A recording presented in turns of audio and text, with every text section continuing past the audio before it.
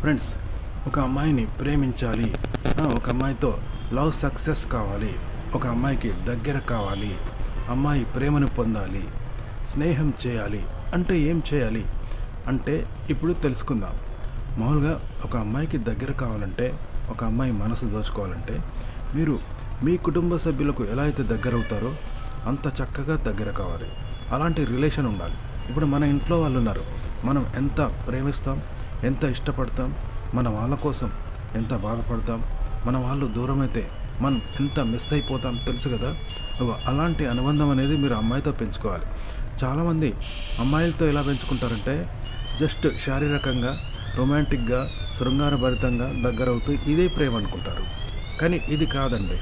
మీరు శృంగారభరితంగా, లైంగికంగా మీరు ఆకర్షణతో, అట్రాక్షన్తో అమ్మాయికి దగ్గరవుతే కొన్నిసార్లు అది దగ్గర చేస్తుంది, కానీ మళ్ళీ ఎడబాటు అనేది కలిగిస్తూ ఉంటుంది. కాబట్టి ఒక అమ్మాయికి శాశ్వతంగా మీరు దగ్గర కావాలంటే మీరు బ్లడ్ రిలేషన్ అంత చక్కని అనుబంధం పెంచుకోవాలి. మీరు ఆత్మీయులు కావాలి, ఆత్మ బంధువు కావాలి. మీరు లేకున్నా మీకోసం ఆ అమ్మాయి కలవరిస్తుంది. అలాంటి బంధుత్వం అనేది మీకు కావాలి. అంటే అమ్మాయి యొక్క పర్సనల్ విషయాలన్నీ మీరు షేర్ చేసుకోవాలి. అంటే అమ్మాయి బాధలు వినాలి, అమ్మాయికి సానుభూతిని తెలియజేయాలి. అలాగే అప్పుడు మీ సమస్యలు అమ్మాయి వింటుంది, మీకు సానుభూతిని తెలియజేస్తుంది, మీకు అమ్మాయి సహకరిస్తుంది. అలాగే అమ్మాయి సమస్యలు అనేవి మీరు వినాలి. అంటే ఆమె ఎవరికి చెప్పుకోలేని సమస్యలు కూడా ఎవరు చెప్పుకుంటారు? మన ఇంట్లో వాళ్ళకు మాత్రమే చెప్పుకుంటాం, ఆత్మీయులకు, ప్రాణం అనుకున్న వాళ్ళకు చెప్పుకుంటాం కదా. మరి అలాంటి బంధం మీరు ఏర్పరచుకోవాలి. అంటే అంత నిజాయితీగా, అంత మంచితనంగా, అంత సహృదయంతో అమ్మాయికి దగ్గర కావాలి. అలాంటప్పుడే మీరు ఒక అమ్మాయి మనసు దోచుకుంటారు, మీకు ఆత్మీయురాలు అవుతుంది, ప్రియురాలు అవుతుంది, స్నేహితురాలు అవుతుంది, అది ప్రేమగా మారుతుంది. అంతేగాని కేవలం అమ్మాయి అనగానే అబ్బాయికి దగ్గర అవుతుంది, అబ్బాయి అనగానే అమ్మాయికి దగ్గర అవుతాడు, వాళ్ళకు ఇష్టాలు ఉంటాయి, వాళ్ళ కోరికలు ఉంటాయి అని మూర్ఖంగా నమ్మకండి. మీరు ఆత్మ బంధువు అయినప్పుడే అమ్మాయి మీకు దగ్గర అవుతుంది అనేది గుర్తుపెట్టుకోండి. అంతెందుకు, అబ్బాయిలు కూడా ఫ్రెండ్స్ ఎప్పుడవుతారు? మంచివాడు, హృదయం ఉన్నవాడు, మన సమస్యలు వినేవాడు, ఎవరి సమస్యలైనా ఇతను అర్థం చేసుకుంటాడు, ఎవరి సమస్యలు ఇతను నిర్లక్ష్యం చేయడు, అందరి బంధువు, ఆత్మ బంధువు అన్నప్పుడే మనం వాడికి స్నేహితుడు అవుతాం, దగ్గర అవుతాం కదా. మన స్నేహితుడు అని చెప్పుకుంటాం. అంటే మన ఇంట్లో వాడు అన్నంత చక్కగా ఏ రాత్రి అంటే ఆ రాత్రి నా కోసం వచ్చేవాడు నా స్నేహితుడు అని చెప్పుకుంటాం కదా. మన ఫ్రెండ్లా ఇంకెవరు ఉంటారు? మన ఫ్రెండ్ అయితే మన సమస్యలు అర్థం చేసుకునేది మన ఫ్రెండే కదా. అలాంటి వాడిని మనం ఫ్రెండ్ అంటాం కదా. అందరూ అబ్బాయిలతో మనం స్నేహం చేయం కదా, దూరం అవుతాం. అంటే వాడు నచ్చలేదు కాబట్టి అందరూ దూరం అవుతారు. కానీ మనం నచ్చామంటే ఆత్మీయుడు, ఆత్మ బంధువు అనుకున్న వాడికే మనం దగ్గర అవుతాం. అంటే అబ్బాయికి అబ్బాయి దగ్గర అయ్యేది ఒక ఆత్మ బంధువు, ఆత్మీయుడు అన్నప్పుడే దగ్గర అవుతాం కదా. ఇదే లక్షణం మీరు ప్రేమించే అమ్మాయి దగ్గర కూడా ఉంటుంది. అంటే ప్రతి అబ్బాయిని అమ్మాయి ఫ్రెండ్షిప్ చేయదు, ప్రతి అబ్బాయిని అమ్మాయి ప్రేమించడు. అలాగే అబ్బాయి కూడా అందరు అమ్మాయిలు ఇష్టపడితే వాళ్ళంతా మిమ్మల్ని ఇష్టపడరు. ఎందుకంటే మీరు ఆత్మ బంధువు కావాలి, ఆత్మీయుడు కావాలి, ప్రాణం ఇవ్వడానికి కూడా సిద్ధపడేంత మంచితనం మీలో ఉంటే మీరు ఆ అమ్మాయికి ఆ విధంగా దగ్గరైతేనే మిమ్మల్ని అమ్మాయి ప్రేమిస్తుంది, ఇష్టపడుతుంది. మరి అలా దగ్గరే వాళ్ళు ఎవరు? మన ఇంట్లో వాళ్ళే కదా. మన ఇంట్లో వాళ్ళు, రక్త సంబంధీకులే అలా దగ్గర అవుతారు కదా. అలాంటి స్నేహాన్ని, అలాంటి అభిమానాన్ని, అలాంటి అనురాగాన్ని మీరు పంచినప్పుడే మీరు అమ్మాయికి ఆత్మ బంధువు అవుతారు. అప్పుడే మీకు అమ్మాయి దగ్గర అవుతుంది, మీరు అమ్మాయికి దగ్గర అవుతారు అనేది గుర్తుపెట్టుకోండి. అంటే అబ్బాయిలు కూడా ఆత్మ బంధువులు ఉంటారు కదా, మంచి ఫ్రెండ్ అని మనం చెప్పుకుంటాం చూసారా. అలాంటి స్నేహం అమ్మాయికి అబ్బాయికి మధ్య ఉండాలి. లేకపోతే మీకు అమ్మాయి స్నేహితురాలు కాదు, మీరు అమ్మాయికి స్నేహితుడు కాలేదు. గుర్తుపెట్టుకోండి. కేవలం శృంగారాన్ని అంటే సెక్స్ను బేసిక్గా తీసుకొని అమ్మాయికి దగ్గర కావాలి, స్నేహం చేయాలి, ఆకట్టుకోవాలి అని అనుకుంటే అది అందని ద్రాక్ష పండులాగానే అవుతుంది. అంటే మీరు ఎన్నటికి కూడా అమ్మాయి మనసు పొందలేరు, అమ్మాయితో దగ్గర కాలేరు, ఆమె హృదయాన్ని పొందలేరు. కేవలం ఒక పరిచయస్తుడిగా, ఒక ముఖ పరిచయం తెలిసిన వాడిగా మిగిలిపోతారు తప్ప ఆ అమ్మాయి మిమ్మల్ని ప్రేమించదు, మీకు దగ్గర కాదు, ఆత్మ బంధువు కాదు. ఎందుకంటే చాలామంది భార్యాభర్తలు ఏం చేస్తారు? వైఫ్ అండ్ హస్బెండ్ అంటే శృంగారం ఉంటుంది, అంత మాత్రాన వాళ్ళిద్దరూ ఆత్మీయులు కాదు.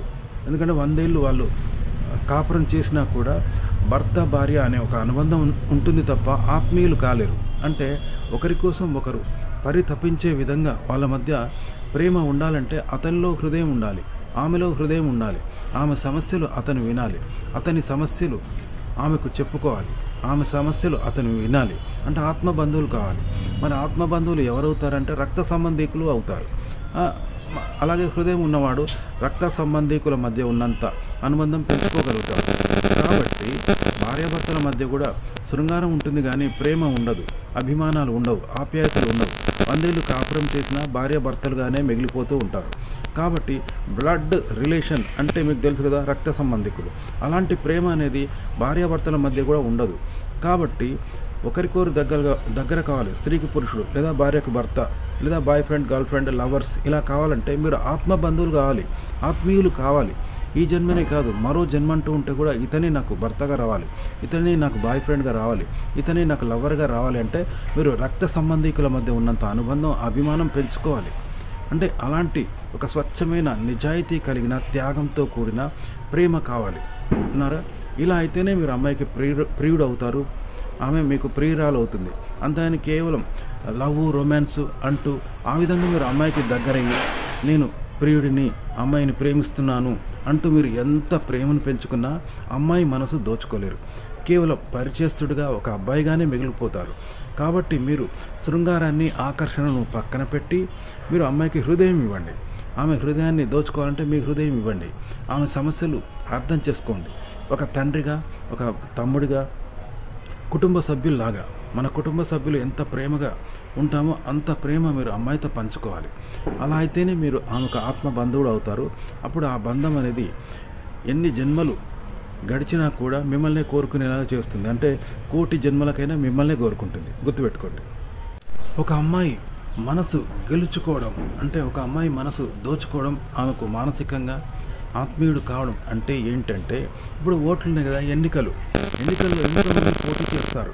కానీ ప్రజలు ఎవరిని ఎన్నుకుంటారు అంటే, ప్రజలకు సేవ చేస్తున్న నాయకుడిని, మంచివాడిని ఎన్నుకుంటారు కదా. ఇలాగే ఈ ప్రపంచంలో ఒక అమ్మాయి కోసం ఎంతోమంది అబ్బాయిలు ట్రై చేస్తూ ఉంటారు, ప్రేమిస్తూ ఉంటారు, ఇష్టపడుతూ ఉంటారు.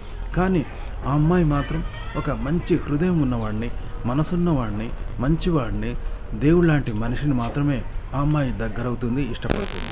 అలాగే అబ్బాయిలు కూడా మంచి అమ్మాయిలని ఇష్టపడతారు కదా. మనసు లేని అమ్మాయిని, దుర్మార్గురాలైన అమ్మాయిని అబ్బాయిలు ఇష్టపడరు. అదేవిధంగా అమ్మాయిలు కూడా మంచి హృదయం ఉన్న అబ్బాయిని, మనసున్న అబ్బాయిని, మానవత్వం ఉన్న అబ్బాయిని, దేవుడు లాంటి అబ్బాయిని మాత్రమే ఇష్టపడతారు. అలాంటి వాడి మీద మనసు పెంచుకుంటారు. అలాంటి వాడు ఆ అమ్మాయికి దగ్గరైనప్పుడు అదొక ఆత్మీయ బంధం ఏర్పడుతుంది. అంటే అమ్మాయి మనసు గెలుచుకోవాలంటే మీరు ఆత్మీయుడు కావాలి. అంటే అంత మంచితనం మీలో ఉండాలి. అది ప్రదర్శించినప్పుడే ఆ అమ్మాయి మీ మనసుకు దగ్గరవుతుంది. మీరు అమ్మాయి మనసును గెలుచుకుంటారు. అంటే ఓట్లలో ఇప్పుడు ఎన్నికలలో నాయకులు ఎంతోమంది పోటీ చేస్తారు. కానీ ప్రజలు ఎవరిని ఎన్నుకుంటారో తెలుసు కదా. ప్రజలకు సేవ చేస్తున్న, వాళ్ళ మనసులో స్థానం సంపాదించుకున్న నాయకుడినే వాళ్ళు ఎన్నుకుంటారు కదా ప్రజలు. ఇదే విధంగా అమ్మాయి మనసులో మీరు స్థానం సంపాదించుకుంటేనే మిమ్మల్ని అమ్మాయి ఇష్టపడుతుంది, ఆమె మనసులో మీకు స్థానం ఇస్తుంది అనేది గుర్తుపెట్టుకోండి. అమ్మాయికి అబ్బాయికి మధ్య రిలేషన్ ఎలా ఉండాలంటే, ఉదాహరణకి మన ఇంట్లో వాళ్ళు ఉన్నారనుకోండి, మనం ఏదైనా ఫంక్షన్ పోయినాం, ఏదైనా పెళ్ళి పోయినాం, అక్కడ మటన్ బిర్యానీ తిన్నాం, స్వీట్స్ తిన్నాం, మంచి మంచి రుచికరమైన వంటకాలు తిన్నాం. అలాంటప్పుడు మనకి ఏమనిపిస్తుంది, అయ్యో మా ఇంట్లో వాళ్ళకి ఇవ్వలేదే, నేను ఇక్కడ తింటున్నా, మా చెల్లికి ఇవ్వలేదే, మా అన్నకి ఇవ్వలేదే, మా అమ్మకి ఇవ్వలేదే అని మనం బాధపడతాం కదా. బాధపడి ఏం చేస్తాం, ఇంటికి వచ్చేటప్పుడు కొన్ని తీసుకొని మా అమ్మకి ఇవ్వాలి, మా చెల్లికి ఇవ్వాలి, మా తమ్ముడికి ఇవ్వాలి, మా అక్కకి ఇవ్వాలి అనుకుంటాం కదా.